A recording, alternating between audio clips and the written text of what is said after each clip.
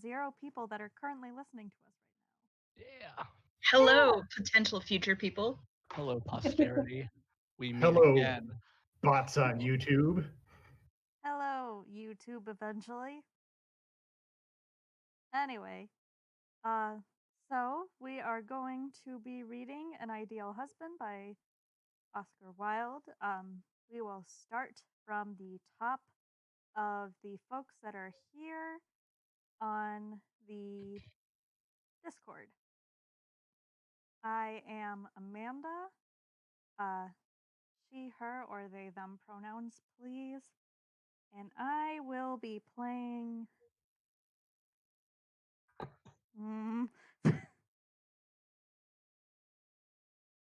We're already off to a great start. I think I you're will Lady be Chiltern and also Lady Chiltern and Harold. Awesome. I'm Brand. Exclusively they, them pronouns, please. I will be reading for Mrs. Marchmont and Lord Caversham. I am Mike. He, him is fine. I will be reading Sir Robert and Mr. Oh, geez, I've already forgotten the name. His only description is that he is a dandy, Mr. Montford. I am Polly, she, her pronouns. I will be playing Mabel Chiltern and Lady Basildon. I am Stephanie. I will be playing Mrs. Cheverly and James, and I will also be helping with stage directions. She, her pronouns, please. Hi, I'm Susan. She, her pronouns. I will be playing Lord Goring and also Lady Markby. Walter, he, him, playing Phipps and Mason. Okay, everybody. As a reminder, the stream will have a script on it, but you should be using the script on your own computer. Fair warning for folks that are listening to this on the Twitch stream. I am in a place that has slightly less reliable internet than usual, so if I cut out at all, I apologize in advance. Thank you very much. Okay. An Ideal Husband, a play by Oscar Wilde.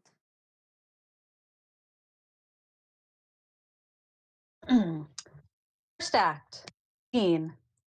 The Octagon Room at Sir Robert Chiltern's house in Grosvenor Square. The room is brilliantly lighted and full of guests. At the top of the staircase stands Lady Chiltern, a woman of grave Greek beauty, about 27 years of age. She receives the guests as they come up. Over the well of the staircase hangs a great chandelier with wax lights, which illume a large 18th century French tapestry representing the triumph of love, a design by Boucher that is stretched on the staircase wall. On the right is the entrance to the music room. The sound of a string quartet is faintly heard. The entrance on the left leads to the other reception rooms. Mrs. Marchmont and Lady Basildon, two very pretty women, are seated together on a Louis XVI sofa. They are types of exquisite fragility. Their affection of manner has a delicate charm. Watteau would have loved to paint them. Going on to the Heart Blocks tonight, Margaret.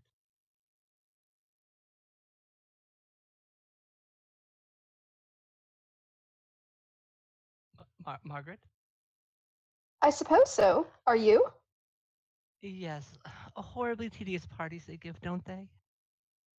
Terribly tedious. Never know why I go. Never know why I go anywhere. I come here to be educated. Oh, I hate being educated. So do I. It put one's almost on a level with the commercial classes, doesn't it? But dear Gertrude Chilton is always telling me that I should have some serious purpose in life. So I come here to try to find one. See anybody here tonight whom one could possibly call a serious purpose. The man who took me into dinner talked to me about his wife the whole time. How very trivial of him. Terribly trivial. What did your man talk about? About myself. And were you interested? Not in the smallest degree. What martyrs we are, dear Margaret. And how well it becomes us, Olivia. They rise and go towards the music room. Vicomte de Nanjac, a young attaché known for his neckties and his Anglomania, approaches with a low bow and enters into conversation. Mr. and Lady Jane Barford, Lord Caversham. Enter Lord Caversham, an old gentleman of 70, wearing the riband and star of the Garter, fine wig type, rather like a portrait by Lawrence. Good evening, Lady Chiltern. Has my good-for-nothing young son been here?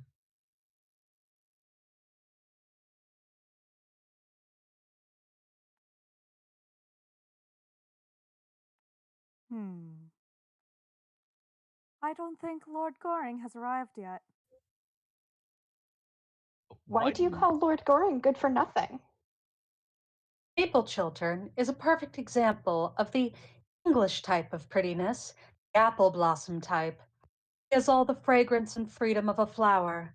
There is ripple after ripple of sunlight in her hair, and the little mouth with its parted lips is expectant, like the mouth of a child. She has the fascinating tyranny of youth, the astonishing courage of innocence.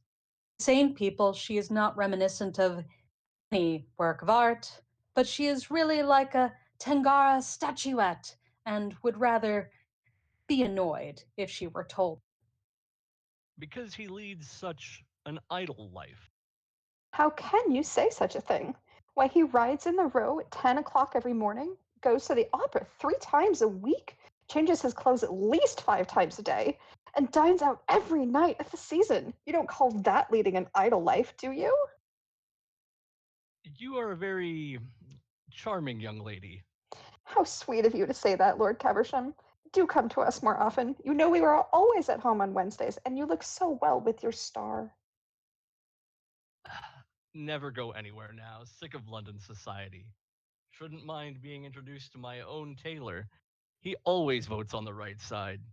But I object strongly to being sent down to dinner with my wife's milliner. Never could stand Lady Caversham's bonnets. Oh, I love London society. I think it has immensely improved. It is entirely composed now of beautiful idiots and brilliant lunatics. Just what society should be. Huh. Which is Goring? Beautiful idiot or the other thing? I have been obliged for the present to put Lord Goring in a class quite by himself, but he is developing charmingly. Into what? I hope to let you know very soon, Lord Caversham. Lady Markby, Mrs. Chevalier. Enter Lady Markby and Mrs. Chevalier. Lady Markby is a pleasant, kindly, popular woman with gray hair a la marquise and good lace. Mrs. Chevalier, who accompanies her, is tall and rather slight, lips very thin and highly colored, line of scarlet on a pallid face, hair, aquiline nose, and long throat. Rouge accentuates the natural paleness of her complexion, gray-green eyes that move restlessly. In a heliotrope with diamonds. She looks rather like an orchid, makes great demands on one's curiosity. In all her movements, she is extremely graceful, a work of art on the whole, but showing the influence of too many schools. Good evening, dear Gertrude. So kind of you to let me bring my friend, Mrs. Chevalier. Two such charming women should know each other. I think Mrs. Chevalier and I have met before. I did not know she had married a second time. Ah, nowadays people marry as often as they can, don't they? It is most fashionable. Dear Duchess, and how is the Duke? Brain still weak, I suppose? Well, that is only to be expected, is it not? His good father was just the same. There is nothing like race, is there? But we really have met before, Lady Chiltern. I can't remember where. I've been out of England so long. We were at school together, Mrs. Chevalier. Indeed. I've forgotten all about my school days. I have the Big impression that they were detestable. I am not surprised. Do you know, I'm quite looking forward to meeting your clever husband, Lady Chiltern. Since he has been at the Foreign Office, he has been so much talked of in Vienna. They actually succeed in spelling his name right in the newspapers. That, in and of itself, is fame on the continent. I hardly think there will be much in common between you and my husband, Mrs. Shepherd.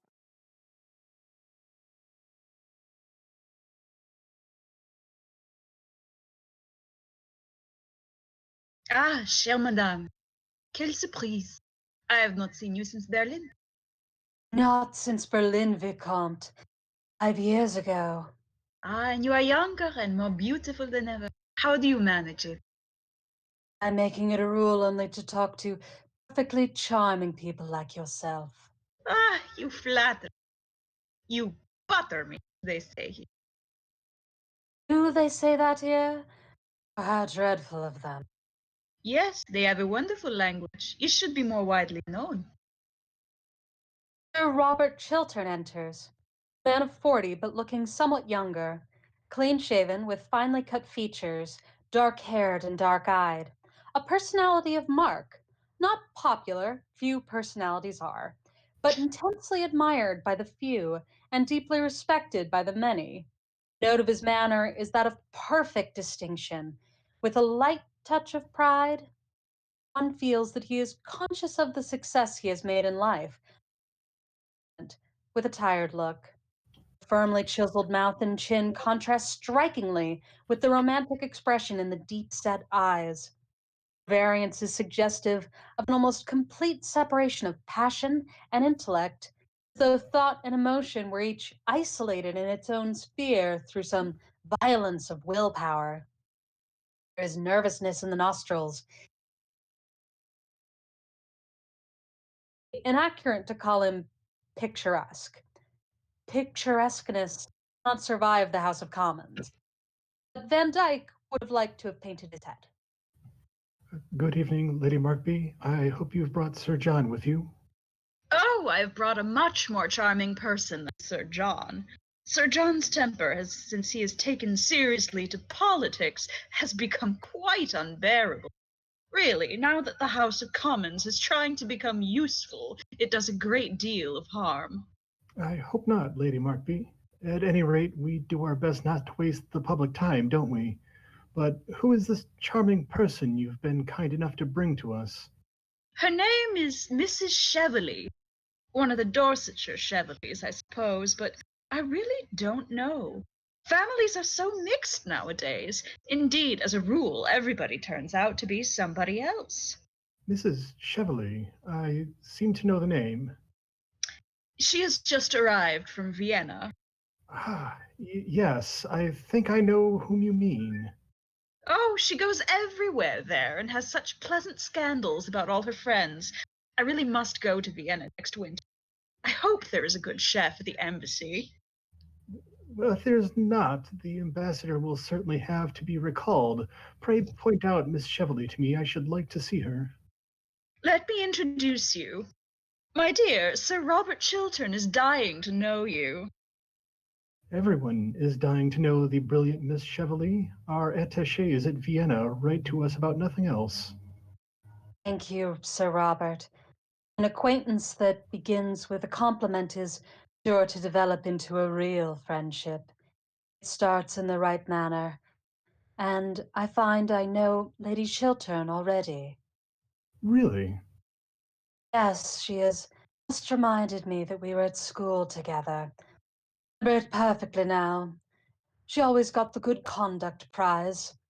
I have a distinct recollection of Lady Chiltern always getting the good conduct prize. And what prizes did you get, Mrs. Cheveley? My prizes came a little later in life. I don't think any of them were for good conduct. I forget. I'm sure they were for something charming.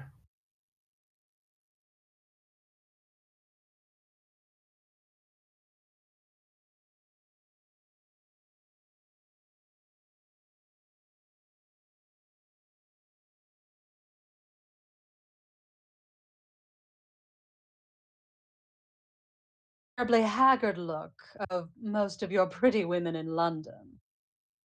What an appalling philosophy that sounds.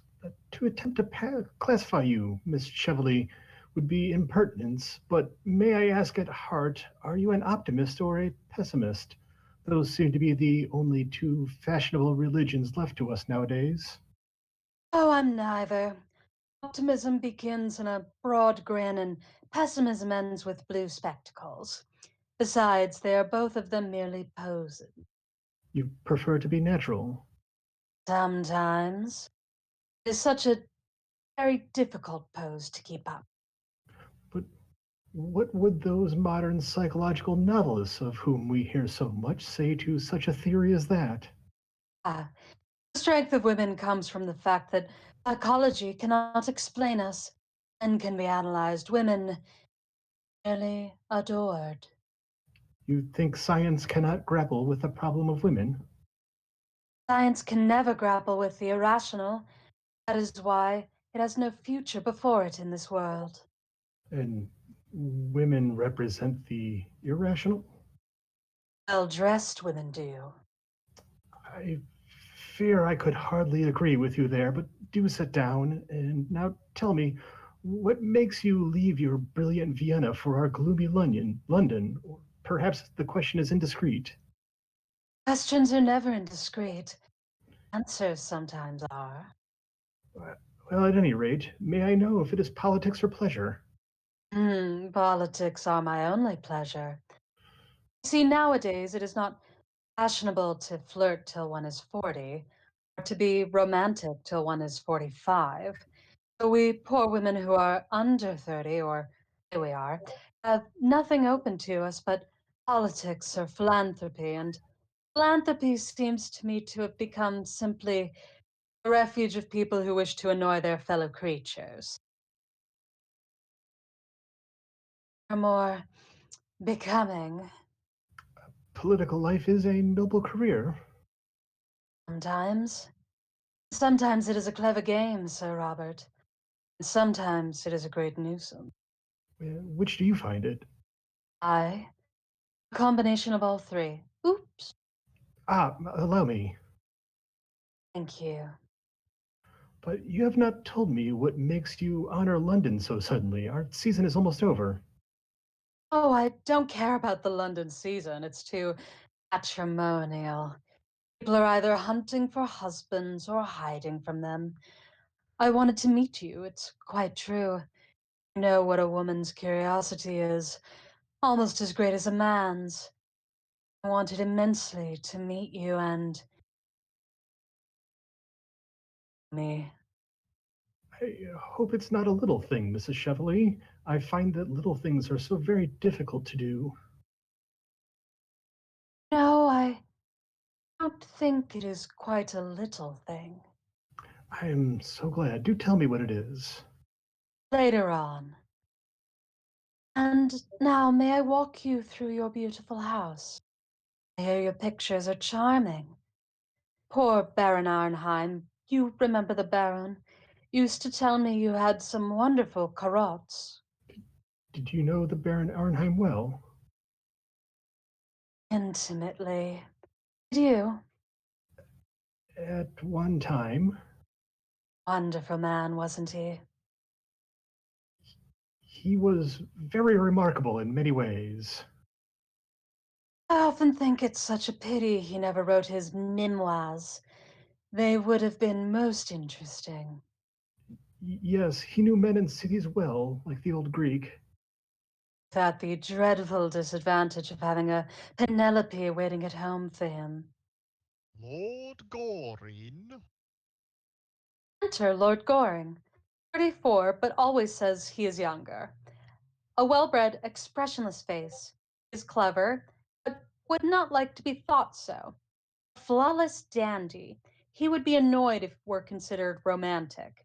He plays with life, and is on perfectly good terms with the world. He is fond of being misunderstood. It gives him a post of vantage. Good evening, my dear author. This is Mrs. Chevalier. Would you allow me to introduce you to Lord Goring, the idlest man in London? I have met Lord Goring before. I did not think you would remember me, Mrs. Chevalier. My memory is under admirable control. And are you still a bachelor? I believe so. How very romantic. Oh, I am not at all romantic. I'm not old enough.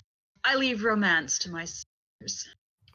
Lord Goring is the result of Boodle's club, Mrs. Chevalier. Reflects every credit on the institution. May I ask, are you staying in London long? That depends partly on the weather, partly on the cooking, and partly on Sir Robert. You are not going to plunge us into a European war, I hope. There is no danger at present.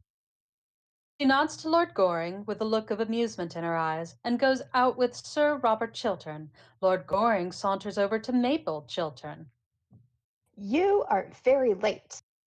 Have you missed me? Awfully. Then I'm sorry I didn't stay away longer. I like being missed. How very selfish of you.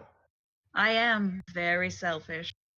You are always telling me of your bad qualities, Lord Goring.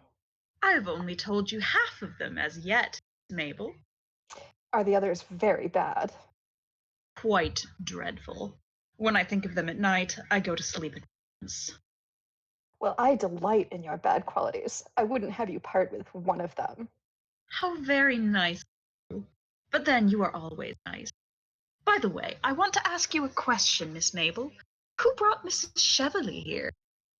That woman in heliotrope who has just gone out of the room with your brother? Oh, I think Lady Markby brought her. Why do you ask? I haven't seen her for years, that is all. What an absurd reason. All reasons are absurd. What sort of a woman is she? Oh, a genius in the daytime and beauty at night. I dislike her already. That shows your admirable good taste.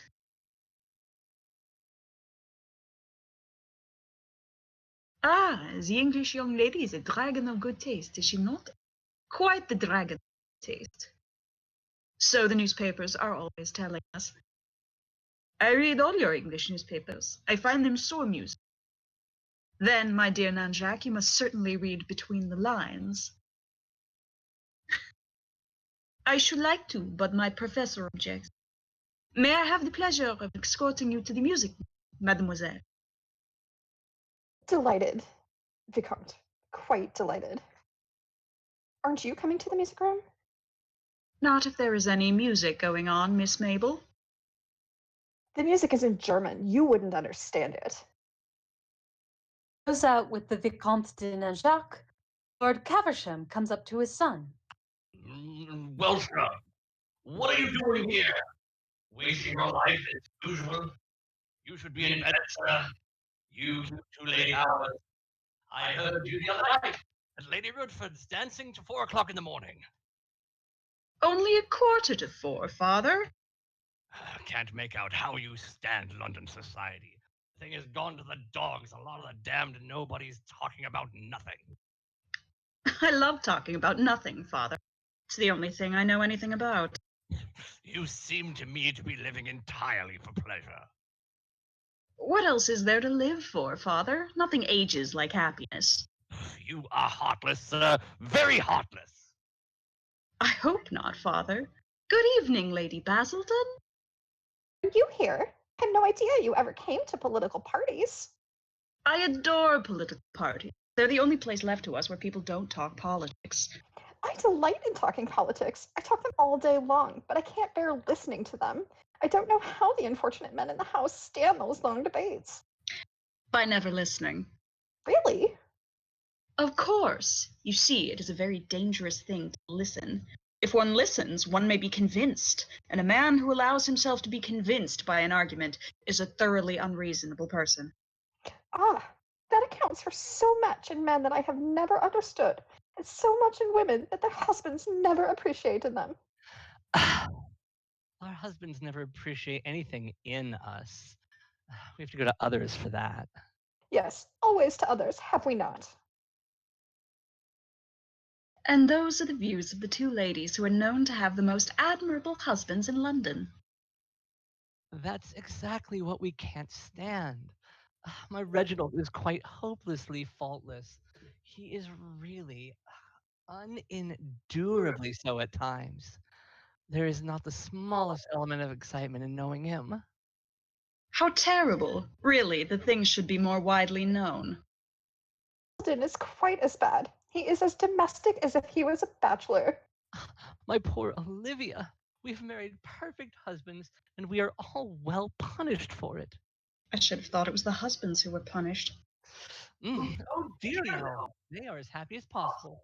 And as for trusting us, it's tragic how much they trust us. Perfectly tragic. Or comic, Lady Basildon. Certainly not comic, Lord Goring. How unkind of you to suggest such a thing. I'm afraid Lord Goring is in the camp of the enemy, as usual. I saw him talking to that Mrs. Cheverly when he came in. Handsome woman, Mrs. Cheverly. Please, don't praise other women in our presence. You might wait for us to do that. I did wait. Well, we are not going to praise her. I heard she went to the opera on Monday night and told Tommy Rufford at supper that as far as she could see, London society was entirely made up of dowdies and dandies. She's quite right, too. The men are all dowdies, and the women are all dandies, aren't they? Oh, do you really think that's what Mrs. Cheverly meant? Of course. And a very sensible remark for Mrs. Cheverly to make, too. Enter maybe Chiltern. He joins the group. Why are you talking about Mrs. Cheverly? Everybody is talking about Mrs. Cheverly. Lord Goring says, what did you say, Lord Goring, about Mrs. Cheverly? Oh, I remember, that she was a genius in the daytime and a beauty at night. What a horrid combination, so very unnatural. I like looking at geniuses and listening to beautiful people. Ah, that is morbid of you, Mrs. Marchmont. I am so glad to hear you say that. Marshall and I have been married for 7 years, and he has never once told me that I was morbid. Men are so painfully unobservant. I have always said, dear Margaret, that you were the most morbid person in London. How? But you are always so sympathetic, Olivia. Is it morbid to have a desire for food? I have a great desire for food. Lord Goring, will you give me some supper? With pleasure, Miss Mabel. How horrid you have been. You have never talked to me the whole evening. How could I? You went away with the child diplomatist. You might have followed us. Pursuit would have been only polite. I don't think I like you at all this evening. I like you immensely. Well, I wish you'd show it in a more marked way. Olivia, I have a curious feeling of absolute faintness. I think I should like some supper very much. I know I should like some supper. I'm positively dying for supper, Margaret. Men are so horribly selfish. They never think of these things. Men are grossly material. Grossly material. May I have... Jacques enters from the music room with some other guests. After having carefully examined all the people present, he approaches Lady Basildon. May I have the honor of taking you down to supper, Comtesse? I never take supper. Thank you, Vicomte. Vicomte But is I will about to come down with retire. you. Lady Basildon, seeing this, rises at once and takes his arm. But I will come down with you, with pleasure. I am so fond of eating. I am very English in all my tastes. You look quite English, Vicomte. Quite English. They pass out. Mr. Montford, a perfectly groomed young dandy, approaches Mrs. Marchmont.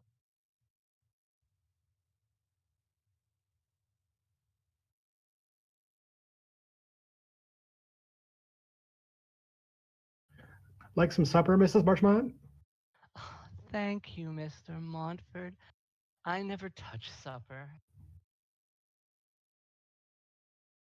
But I will sit beside you and watch you. I don't know that I like being watched when I'm eating. Then I will watch someone else. I don't know that I should like that either. Pray, Mr. Montford, do not make these painful scenes with me in public. We go downstairs with the other guests. passing Sir Robert Chiltern and Mrs. Cheveley, who now enter. Are you going to any of your country houses before you leave England, Mrs. Cheveley? Oh no, I can't stand your English house parties. England, people actually try to be brilliant at breakfast. That is so dreadful of them. Only dull people are brilliant at breakfast. And then the family skeleton is always reading family prayers. My stay in England really depends on you, Sir Robert. Seriously? Quite seriously.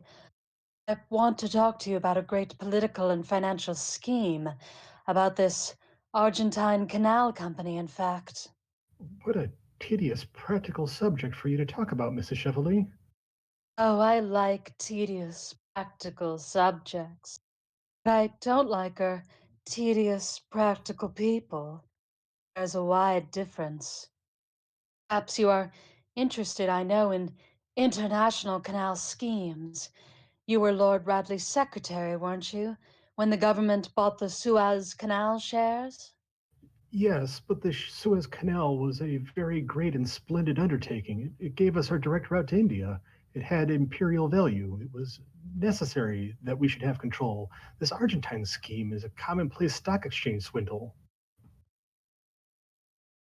Speculation, Sir Robert, a brilliant speculation. Believe me, Mrs. Cheveley, it is a swindle. Let us call things by their proper names. It makes matters simpler. We have all the information about it at the Foreign Office. In fact, I sent out a special commission to inquire into the matter privately, and they report that the works are hardly begun. And as for the money already subscribed, no one seems to know what has become of it. The whole thing is a second Panama, and not with not a quarter of a chance of success that miserable affair ever had. I hope you have not invested in it. I'm sure you're far too clever to have done that. I have invested very largely in it. Who would have advised you to do such a foolish thing? Your old friend and mine, Who? Baron Arnheim. Ah, yes. I remember hearing at the time of his death that he had been mixed up in the whole affair. It was his last romance, his last but one, to do him justice. But you have not seen my carrots yet. They are in the music room. Carrots seem to go with music, don't they? May I show them to you? I'm in no mood tonight for silver twilights or rose-pink dawns.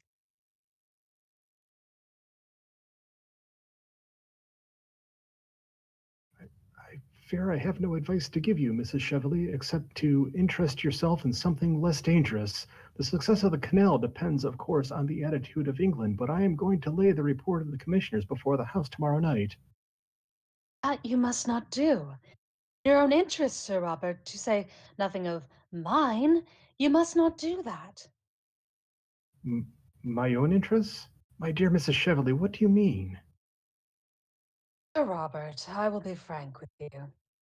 I want you to withdraw the report that you have intended to lay before the House on the ground that you have reasons to believe that the commissioners have been prejudiced or misinformed or something. Then I want you to say a few words to the effect that the government is going to reconsider the question and that you have reason to believe that the canal, if completed, will be of great international value. You know the sorts of ministers say in cases of this kind, a few ordinary platitudes will do. In modern life, nothing produces such an effect as a good platitude. Makes the whole world kin. Will you do that for me? Mrs. Cheveley, you cannot be serious in making such a proposition. I am quite serious. Pray allow me to believe that you are not. Ah, but I am. And if you do what I ask you, I will pay you very handsomely. Pay me? Yes. I am afraid I don't quite understand what you mean. Very disappointing. I've come all the way from Vienna in order that you should thoroughly understand me. I fear I don't. My dear Sir Robert, you are a man of the world, and you have your price, I suppose. Everybody has nowadays. The drawback is that most people are so dreadfully expensive. I know I am. I hope you will be more reasonable in your terms. If you will allow me, I will call your carriage for you. You have lived so long abroad, Mrs. Cheveley, that you seem to be unable to realize that you are talking to an English gentleman. I realize that I am talking to a man who has laid the stock exchange speculator a cabinet secret. What do you mean? I mean, I know the real origin of your wealth and your career, and I've got your letter, too. What letter? The letter you wrote to Baron Arnheim. You were Lord Radley's secretary, telling the Baron to buy Suez Canal shares, a letter written 3 days before the government announced its own purchase. It is not true. You thought that letter had been destroyed. How foolish of you. It is in my possession. The affair to which you allude was no more than a speculation. The House of Commons had not yet passed the bill. It might have been rejected. It was a swindle, Sir Robert. Let us call things by their proper names.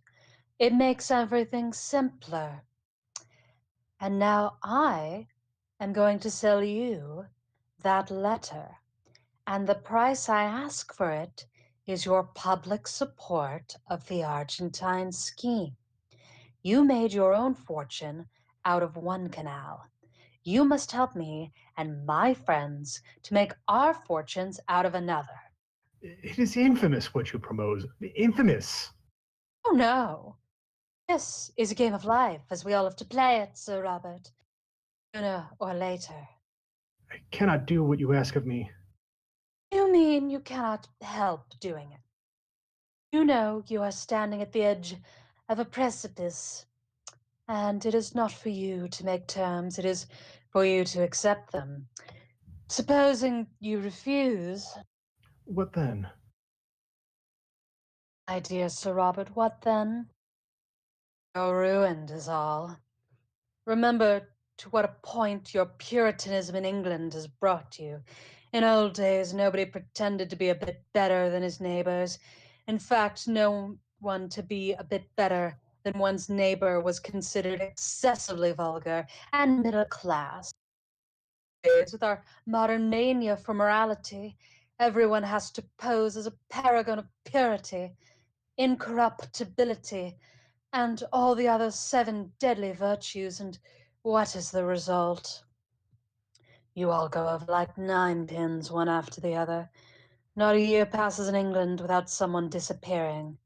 Scandals used to lend charm, or at least interest to a man, now they crush him. And yours is a very nasty scandal. You couldn't survive it. If you had known that as a young man, a secretary to a great and important minister, you sold a cabinet secret for a large sum of money, and that was the origin of your wealth and career, you would be hounded out of public life. You would disappear completely. And after all, Sir Robert, why should you sacrifice your entire future rather than deal diplomatically with your enemy? For the moment, I am your enemy. I admit it, and I am much stronger than you are. The big battalions are on my side. You have a splendid position, but it is your splendid position that makes you so vulnerable. You can't defend it, and I am in attack. Of course, I have not talked morality to you. You must admit in fairness that I've spared you that. Years ago, you did a clever, unscrupulous thing. It turned out a great success. You owe it your fortune and position. Now, you've got to pay for it. Sooner or later, we all have to pay for what we do. You have to pay now. Before I leave you tonight, you have got to promise me to suppress your report and to speak in the House in favor of this scheme. What you ask is impossible. You must make it possible. You are going to make it possible. Newspapers alike. Suppose that when I leave this house, I drive down to some newspaper office and give them the scandal and the proofs of it. Think of their loathsome joy, of the delight they would have in dragging you down. They would plunge you in. Think of the hypocrite with his greasy smile penning his leading article and arranging the foulness of the public placard. Stop! You want me to withdraw the report and make a short speech stating that I believe there are possibilities in the scheme? Those are my terms. I will give you any sum of money you want. Even you are not rich enough, Sir Robert, to buy back your past. No one is. I will not do what you ask me. I will not. You have to. If you don't, Wait a moment. What did you propose? You said you would give me back my letter, didn't you? yes, that is agreed. I will be in the ladies' gallery tomorrow night at 11:30. If by that time, and you will have heaps of opportunity, you have made an announcement to the House in the terms I wish, I shall hand you back your letter with the prettiest of thanks and the best, or at any rate the most suitable compliment I can think of. I intend to play quite fairly with you. One should always play fairly when one has the winning cards. The Baron taught me that, amongst other things. You must let me have time to consider your proposal. No, you must settle now. Give me a week, 3 days. Impossible. I've got to telegraph to Vienna tonight. My God, what have you brought into my life? Circumstances. Don't go. I consent. The report will be withdrawn. I will arrange for a question to be put to me on the subject. Thank you. I wish we could come to an. I knew we could come to an amicable agreement. I understood your nature from the first.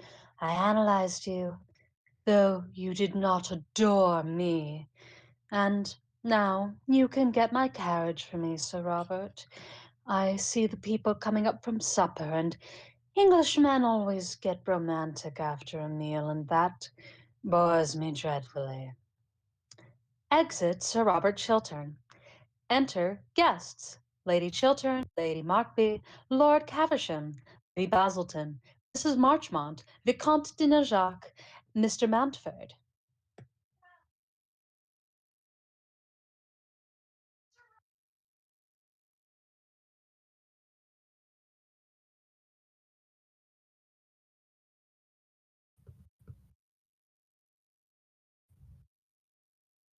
Well, dear Mrs. Shelley, I hope you enjoyed Sir Robert very much. Most entertaining. I've enjoyed my talk with him immensely.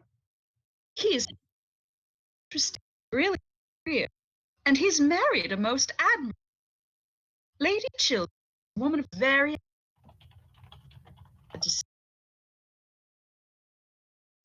trouble setting an example. But I always admire, and Lady Chiltern, very ennobled life, though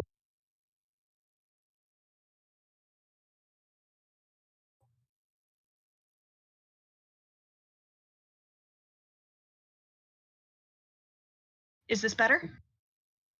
Yes, Yes, that's much better. Thank you. He has had a very interesting and brilliant career, and he's married a most admirable wife. Lady Chiltern is a woman of the very highest principles, I am glad to say. I'm a little too old now myself to trouble about setting a good example, but I always admire people who do. And Lady Chiltern has a very ennobling effect on life, though her dinner parties are rather dull sometimes. But one can't have everything, can one? And now I must go, dear. Shall I call for you tomorrow? Thank you. We might drive in the park at 5. Everything looks so fresh in the park now. Except the people.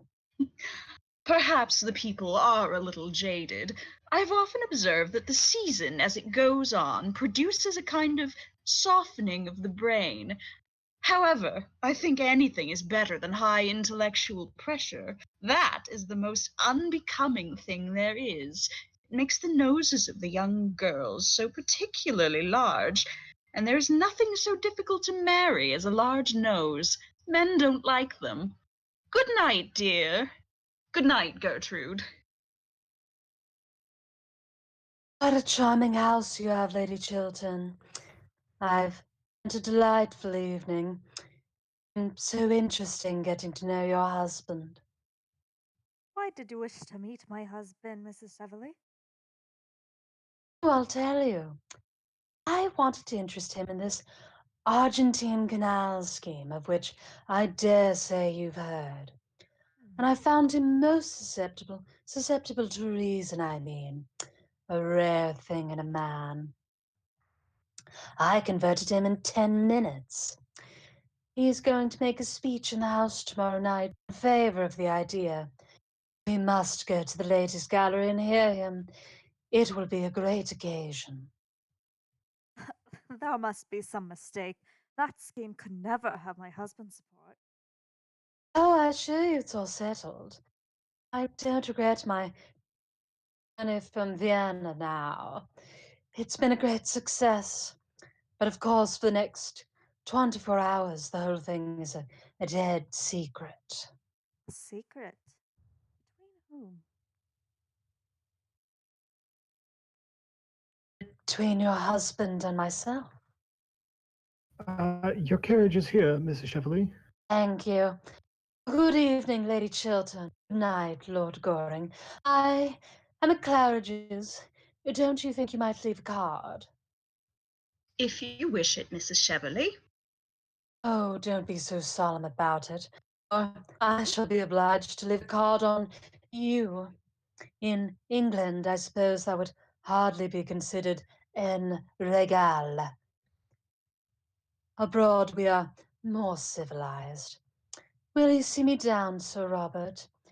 Now that we both have the same interests at heart, we shall be great friends, I hope. Sails out on Sir Robert Chiltern's arm. Lady Chiltern goes to the top of the staircase and looks down at them as they descend. Her expression is troubled. After a little time, she is joined by some of the guests and passes with them into another reception room. What a horrid woman. You should go to bed, Miss Mabel. Lord Goring. My father told me to go to bed an hour ago. I don't see why I shouldn't give you the same advice. I always pass on good advice. It's the only thing to do with it. It's never of any use to oneself. Lord Goring, you are always ordering me out of the room. I think it is most courageous of you, especially as I am not going to bed for hours.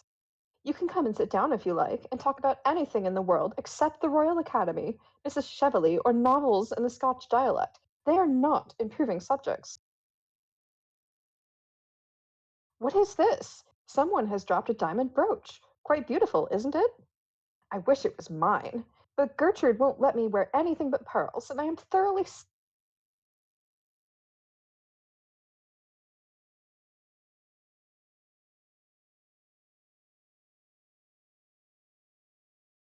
beautiful brooch. It is a handsome bracelet. It isn't a bracelet. It's a brooch. It can be used as a bracelet. Takes it from her and, pulling out a green letter case, puts the ornament carefully in it and replaces the whole thing in his breast pocket with the most perfect. What are you doing? Miss Mabel, I'm going to make a rather strange request to you. Oh, pray do. I've been waiting for it all evening. Don't mention to anybody that I've taken charge of this brooch. Should anyone write and claim it, let me know at once. That is a strange request. Well, you see, I gave this brooch to somebody once, years ago. You did? Yes. Lady Chiltern enters alone. The other guests have gone. Then I shall certainly bid you good night. Good night, Gertrude.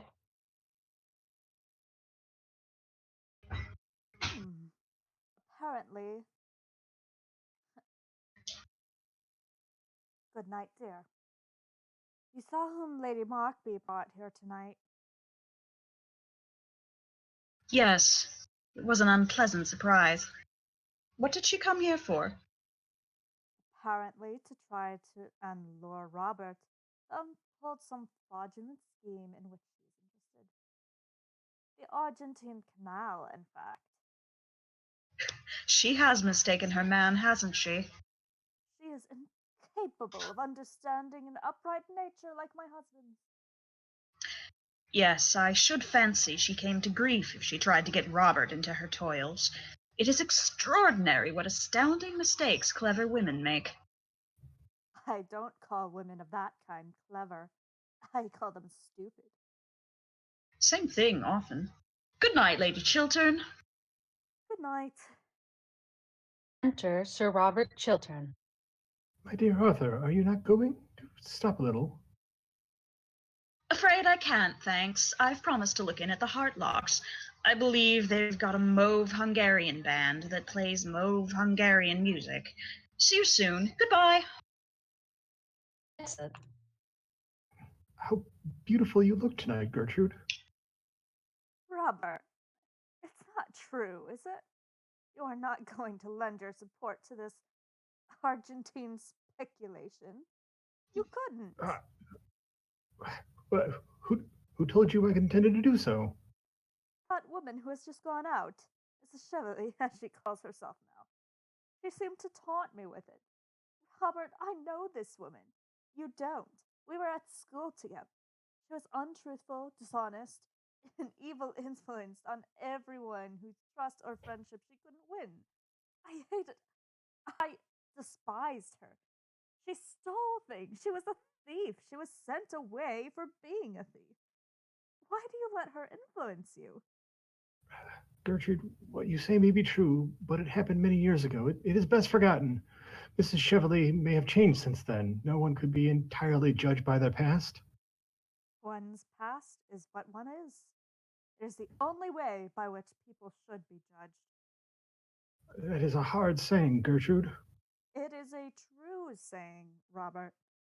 What did she mean by boasting that she had got you to lend your support, your name, to a thing I haven't heard you describe as the most dishonest and fraudulent scheme there has ever been in political life? I was mistaken in the view I took. We all may make mistakes. You told me yesterday that you had received the report from the commission, and it entirely condemned the whole thing. I have my reasons now to believe the commission was prejudiced, or at any rate misinformed. Besides, Gertrude, public life and private life are different things. They may have different laws and move on different lines. They should both represent man at his highest. I see no difference between them.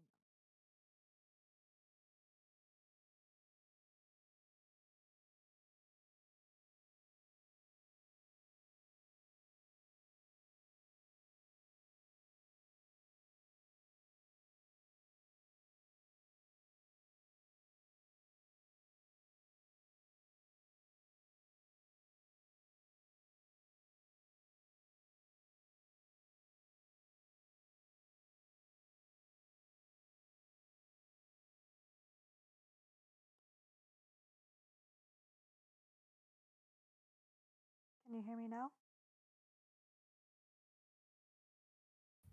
Yeah, I got that one. Okay, good. Apologize for that. In the present case, on a matter of practical politics, I have changed my mind. That is all. Oh, Yes. Robert.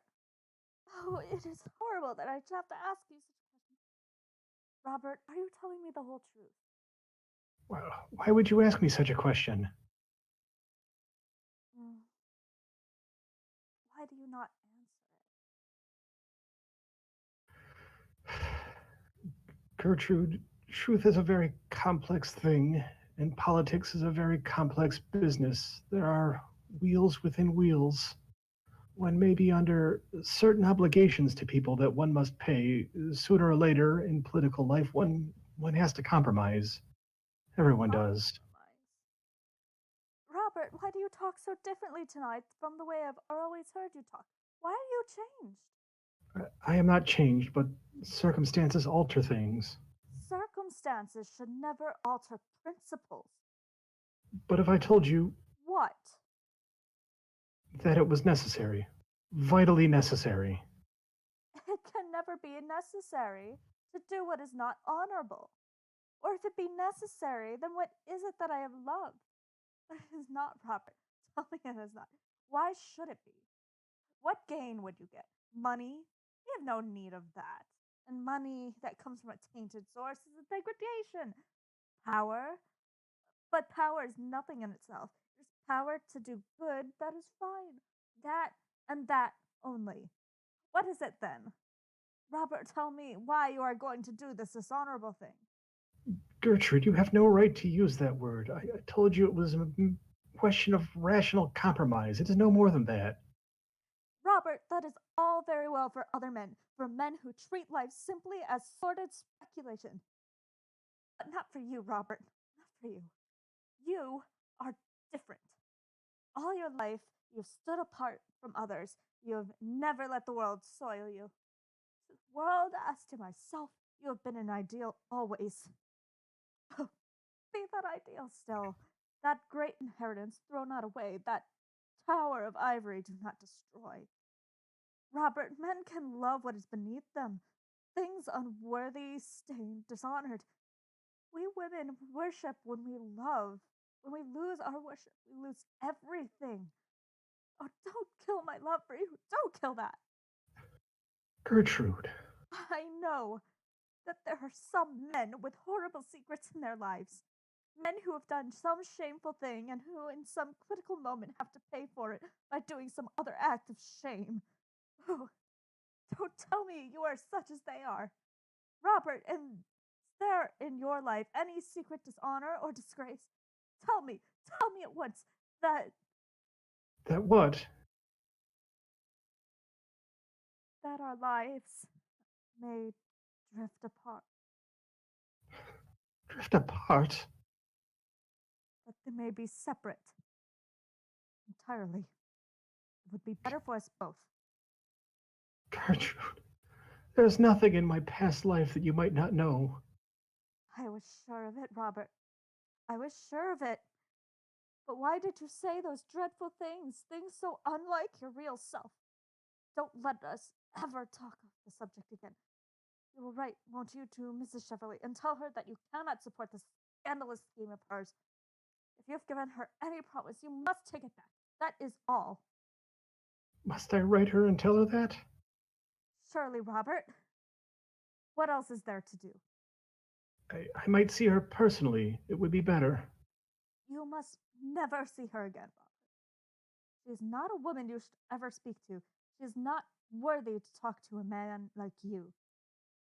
No, you must write her at once, now, this moment, and let your letter show her that your decision is quite irrevocable. Right this moment? Yes. But it is so late. It is close on 12. That makes no matter. She must know at once that she has been mistaken in you, and that you are not a man to do anything base or underhand or dishonorable. Right here, Robert. Write that you decline to support this scheme of hers as you hold it to be a dishonest scheme. Yes, write the word dishonest. She knows what that word means. Robert Chiltern sits down and writes a letter, takes it up and reads it. Yes, that will do. Rings bell, And now the envelope. writes the envelope slowly. Enter Mason. Have this letter sent at once to Claridge's hotel. There is no answer. Exit Mason. Lady Chiltern kneels down beside her husband and puts her arms around him. Robert, love gives one an instinct to things. I fear tonight that I have saved you from something that might have been a danger to you, from something that might have made men honor you less than they do. I don't think you realize sufficiently, Robert, that you have been brought into the political life of our time, a nobler atmosphere, a finer attitude towards life, a freer air, purer aims, and higher ideals. I know it, and for that I love you, Robert. Oh, love me always, Gertrude. Love me always. I will love you always, because you will always be worthy of love. We needs must love the highest when we see it.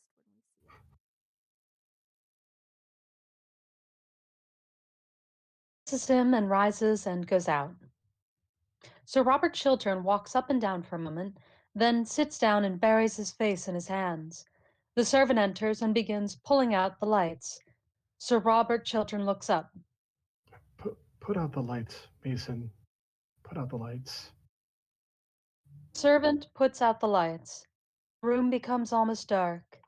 The only light there is comes from the great chandelier that hangs over the staircase, illuminates the tapestry of the triumph of love. Act drop. Second act.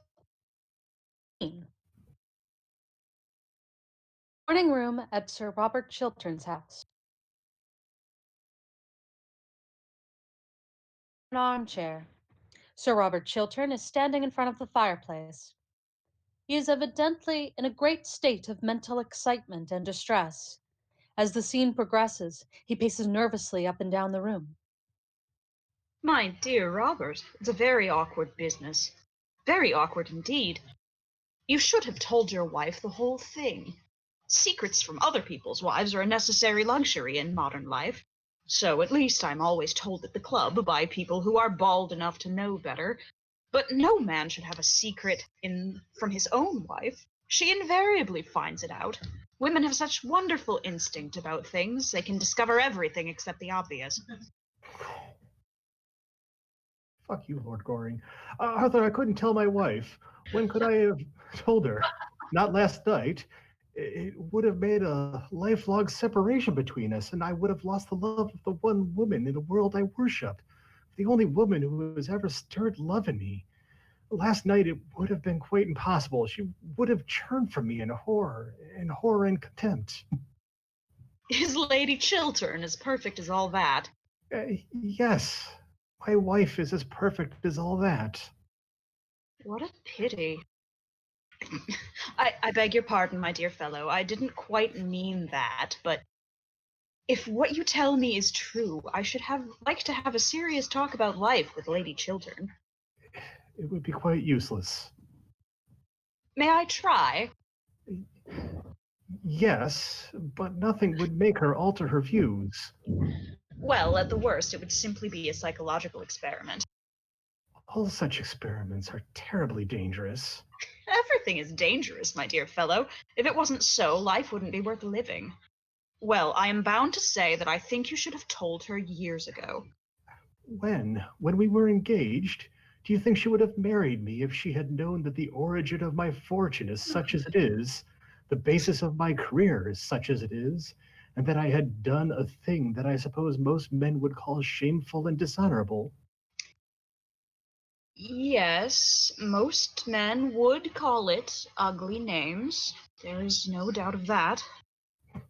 Men who every day do something of the kind themselves. Men who each one of them have worse secrets in their own lives. That is the reason they're so pleased to find out other people's secrets. It distracts public attention from their own. And after all, whom did I wrong by what I did? No one. Except yourself, Robert. Of course, I had private information about a certain transaction contemplated by the government of the day and acted on it. Private information is practically the source of every large modern fortune. and public scandal invariably the result.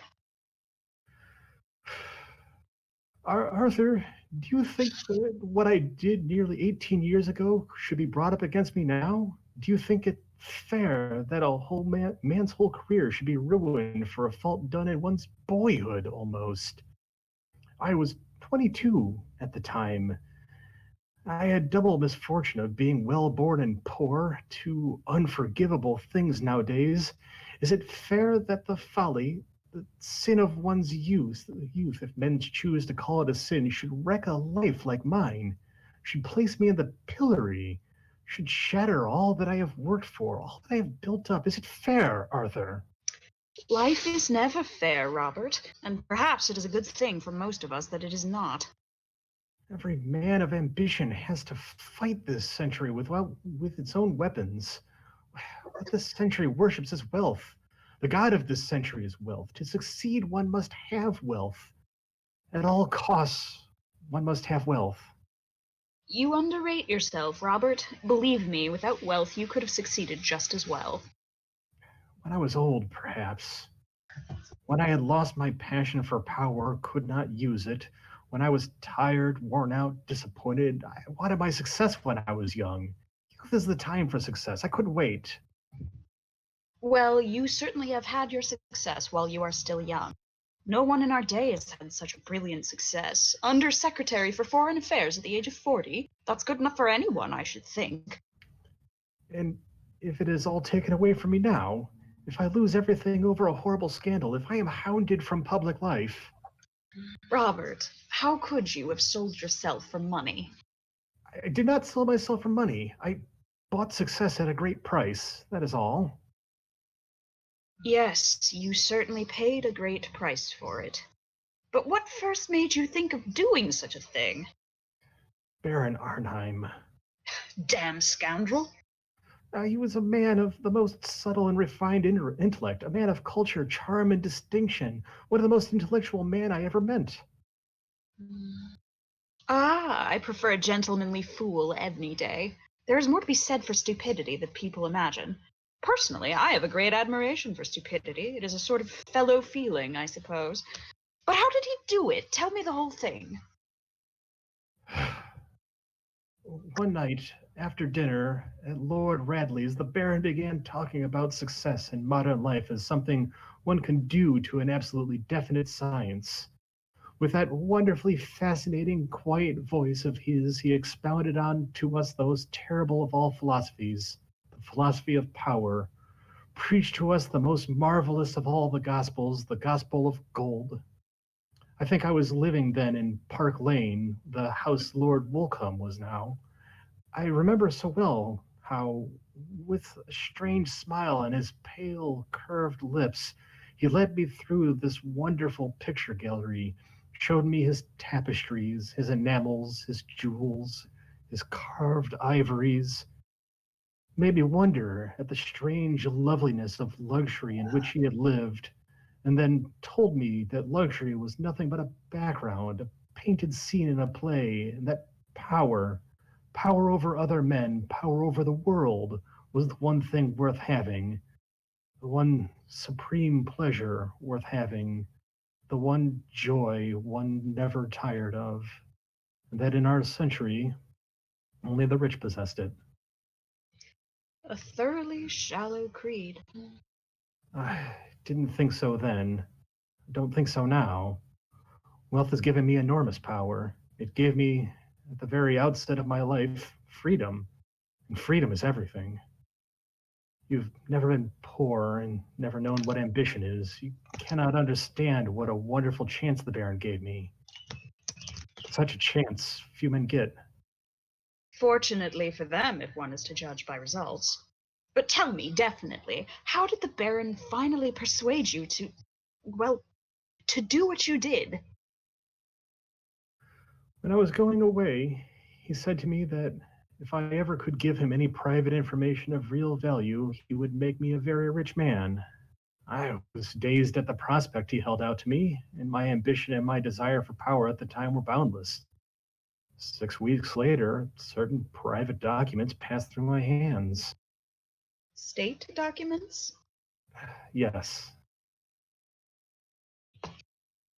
I had no idea that you, of all men in the world, could have been so weak, Robert, as to yield to such a temptation as Baron Arnheim held out to you. Weak.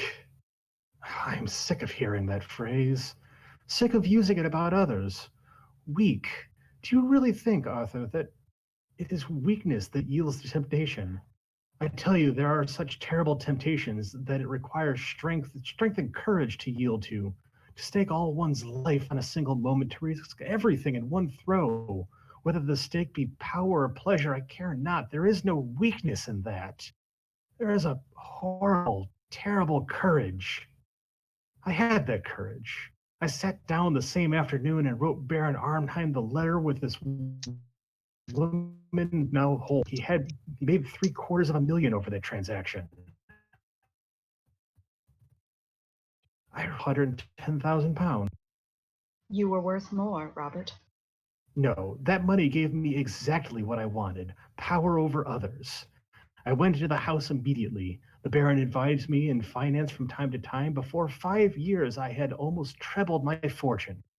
Since then, everything I have touched turned into success. In all things connected with money, I have had luck so extraordinary that sometimes it has made me almost afraid. I remember having read somewhere in some strange book that the gods wish to punish us, they answer our prayers. But tell me, did you never suffer any regret for what you... No, I felt that the century with its own weapons and won. You thought you had won. I thought so. Arthur, do you despise me for what I have told you? I am very sorry for you, Robert. Very sorry indeed. I don't say that I suffered any remorse. I didn't. Not remorse in the ordinary, rather silly sense of the word, but I have paid conscious money many times. I had a wild hope that I might disarm destiny, the sum Baron Arnheim gave me that I have distributed twice over in public charity since then. In public charities? Dear me, what a lot of harm you must have done, Robert. Oh, don't say that, Arthur. Don't talk like that. Never mind what I say, Robert. I'm always saying what I shouldn't say. In fact, I usually say what I really think. A great mistake nowadays. It makes one so liable to be misunderstood. As regards this dreadful business, I will help you in whatever way I can. Of course you know that. Thank you, Arthur. Thank you. But what is to be done? What can be done? Well, the English can't stand a man who is always saying he is in the right, but they're very fond of a man who admits that he has been in the wrong. It is one of the best things in them. However, in your case, Robert, a confession would not do. The money, if you will allow me to say so, is awkward. Besides, if you did make a clean breast of the whole affair, you would never be able to talk morality again. And in England, a man who can't talk morality twice a week to a large, popular, immoral audience is quite over as a serious politician. There would be nothing left for him as a profession except botany or the church. A confession would be of no use. It would ruin you. It would ruin me. Arthur, the only thing for me to do now is fight the thing out. I was waiting for you to say that, Robert. It is the only thing to do now. And you must begin by telling your wife the whole story. That I will not do. Robert, believe me, you are wrong. I couldn't do it. It would kill her love for me. And now about this woman, this Mrs. Cheveley, how can I defend myself against her? You knew her before, Arthur. Yes. Did you know her well? So little that I got engaged to be married to her once when I was staying at the Tenbys. The affair lasted for 3 days, nearly. Why was it broken off? Oh, I forget. At least it makes no matter. By the way, have you tried her with money? She used to be confoundedly fond of money. I offered her any sum of money she wanted. She refused. Then the marvelous gospel of gold breaks down sometimes. The rich can't do everything, after all. Not everything. I suppose you are right. Arthur, I feel that public disgrace is in store for me. I feel certain of it. I never knew what terror was before. I know it now. It is as if a hand of ice were laid upon one's heart. It is as if one's heart were beating itself to death in some empty hollow. Robert, you must fight her. You must fight her. But how? I can't tell you how at present. I've not the smallest idea, but everyone has some weak point. There is some flaw in each one of us. My father tells me that even I have faults. Perhaps I have. I don't know. In defending myself against Miss Chevalier, I have a right to use any weapon I find, have I not? In your place, I don't think I should have the smallest scruple in doing so. She is thoroughly well able to take care. Well, I shall send a cipher telegram to the embassy at Vienna to inquire if there's anything to be known against her. There may be some secret scandal she might be afraid of. Oh, I should fancy Mrs. Chevalier is one of those very modern women of our time who find a new scandal as becoming as a new bonnet and air them both in the park every afternoon at 5:30. I'm sure she adores scandals and that the sorrow of her life at present is that she can't manage to have enough of them. Why do you say that? Well, she wore far too much rouge last night and not quite enough clothes. That is always a sign of despair in a woman. But it is worthwhile my writing to Vienna, is it not? It is always worthwhile asking a question, though that is not always worthwhile answering one. Enter Mason. Is Mr. Trafford in his room? Yes, Sir Robert. Tell him to have this sent off in cipher at once. There must not be a moment's delay. Yes, Sir Robert. Oh, just give that back to me again. Writes something on the envelope. Mason then goes out with the letter. She must have had some curious hold over Baron Arnheim. I wonder what it was. I wonder. I will fight her to the death, as long as my wife knows nothing. Oh, fight in any case. In any case. If my wife found out, there'd be little left to fight for. Well, as soon as I hear from Vienna, I shall let you know the result. It is a chance, just a chance, but I believe in it. And as I fought the age with its own weapons, I will fight her with her weapons. It is only fair, and she looks like a woman with a past, doesn't she? Most pretty women do. But there is a fashion in pasts, just as there's a fashion in frocks. Perhaps Mrs. Cheveley's past is merely a slightly décolleté one, and they are excessively popular nowadays. Besides, my dear Robert, I should not build too high hopes on frightening Mrs. Cheveley. I should not fancy Mrs. Cheveley as a woman who would be easily frightened. She has survived all her creditors, and she shows wonderful presence of. Oh, I live on hopes now. I clutch at every chance. I feel like a man on a ship that is sinking. The water is round my feet, and the very air is bitter in the storm. Hush, I hear my wife's voice. Enter Lady Chiltern in walking dress. Good evening, Lord Goring.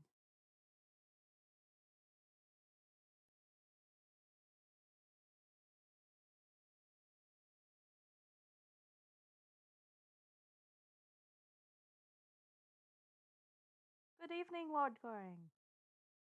Good afternoon, Lady Chiltern. Have you been in the park? No, I have just come from the Women's Liberal Association, where, by the way, Robert, your name was received with loud applause, and now I have come in to have my tea. You will wait and have some tea, won't you?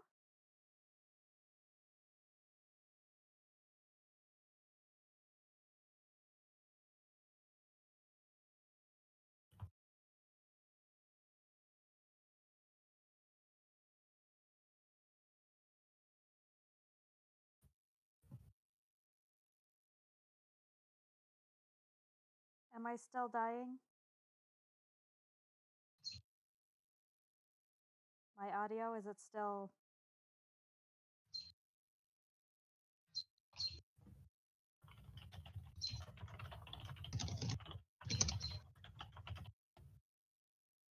Okay, let's see if this will work.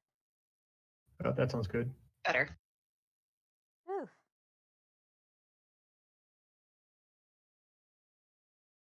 Oh, Good please. afternoon, Lady Chiltern. Have you been in the park? No, I have just come from the Women's Liberal Association, where, by the way, Robert, your name was received with loud applause, and I have come in to have my tea. You will wait and have some tea, won't you?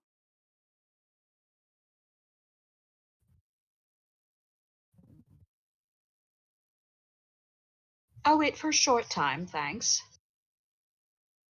I will be back in a moment. I'm only going to take my hat off.